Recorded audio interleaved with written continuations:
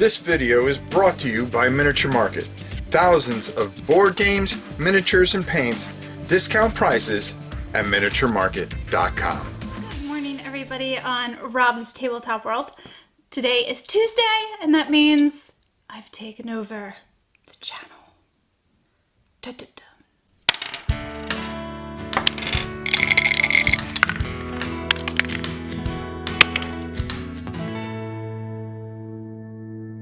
That is actually a scary thought because you never know what I'm going to talk about. I might talk about party games. That's the whole point. Rob told me I could come on and talk about whatever I want because he likes a little variety, which is awesome. Rob, you are the best. Thanks for having me on.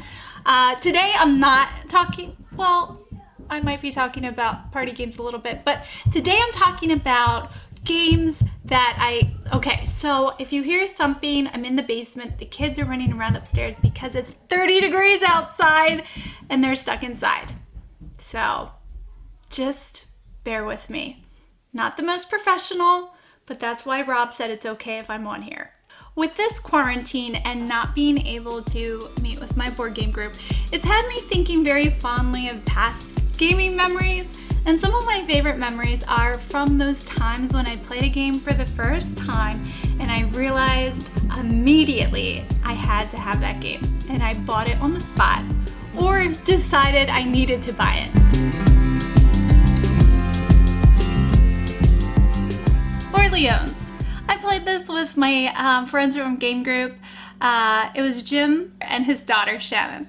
They taught me Orleans, and this game I distinctly remember thinking, I like this a lot. My husband had always been like the pioneer into what games we buy, and I played this on my own without him, and I remember thinking, I think we should buy this. We went to PAX Unplugged a month or two later and we bought it, and it felt like such an achievement for me. It was that first big decision where I was like, yes, this is the game for me. I knew as soon as I played it, it was an on-the-spot game where I loved it so much. Orleans is a bag builder, and it's also a little bit of worker placement. Not really. It's a point salad. It's definitely a point salad. The whole point of the game is to just get as many oodles and oodles as points as you can to be the winner, and there's lots of different avenues to do that. It is primarily a bag builder where you're drawing little tokens from your bag, and then you can place them on your player board, and when you have the right combo of little workers, that activates your action. And then you can either like get a priest, you can work in the farm, you can build a house, you can travel, you can I don't know, do all sorts of things. So the next game I wanted to talk about was another game that I learned at a con. I played it at PAX Unplugged last year. It's called Point Salad. It's a little filler card game where all the cards are vegetables. There are different amounts of vegetables in the cards, and there's different ways to get points when you collect the different cards. There's different combos that you can get. If you're collecting, like, say, onions and peppers, you can get so many points if you have the right point card for that. But then if you maybe have a mushroom in there, it'll subtract points. That's all it is. It's instantaneous decision making. It's so simple, it's dumb, but it works really well. And as soon as we played it, we thought, you know what, this is a great game and we need to add this to our collection. This next game is called Römisch Poker. It's Roman poker. It's a German game. It's a little tricky to find, but if you're really interested, you can find it online. It's a dice game, and all the dice have Roman numerals on it. Now, this is a game that my husband played at a weekly board game group, and he played it, and he thought Jonna would like this a lot, and he went ahead and bought it right away. And he was right. I do like it a lot. What you're doing is you're rolling these dice with Roman numerals, and you're trying to make legit Roman numeral numbers. But if you roll the wrong amount, then you're out of luck and you don't get to score anything. So it's very much a push your luck game. There are cards that allow you to bend the rules a little bit, which I love. It's just such a great little roll. It's kind of like a roll and write because you're also scoring for yourself. Each time you roll, you write your score down. Oh, it always must go descending, and if you don't have a spot to put the score that you get, then it just is goes as blank. So that's also kind of a cool part of the game. Anyway, Roman Poker was a game that my husband played and instantly knew that it was a game that we should buy.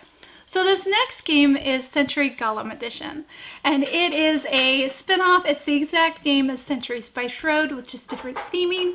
However, I'm a fantasy fan, so I love the monster golems that are in this game, and the beautiful components and artwork is really more my style. So Century Golem Edition is a game where you're collecting gems and you're trying to get the right combination of colors to lure the golems to you. They're basically your reward. And the way that you get the different colored gems is by upgrading them with market cards. So you can collect market cards. It's more than a filler, but it's very easy breezy, light, and fun to play.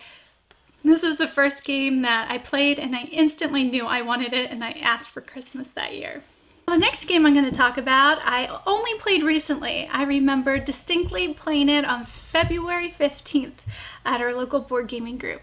This game is called Manila, and it is a pontoon betting game. You're betting on these boats that are racing into a harbor carrying goods.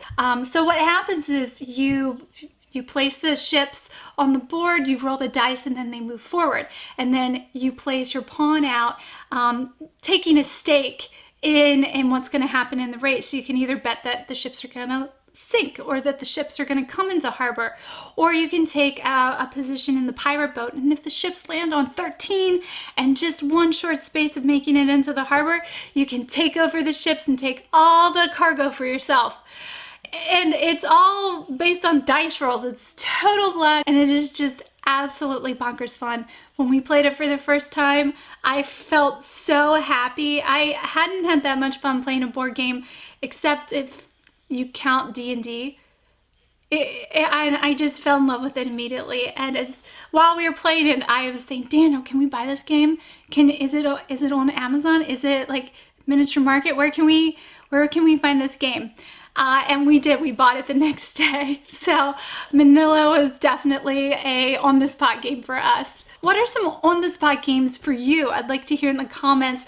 What's a game that you played and you instantly knew you wanted to buy it? Either you bought it while you were still playing it, or you bought it shortly after because you knew you wanted it in your collection. I hope you guys are well. I hope you're staying safe and that you're happy and whole. And just be encouraged to know that we will have our fun board gaming memories to have again soon. And just remember to cherish the memories that you do have. Take heart, take care, and I'll see you in the next video.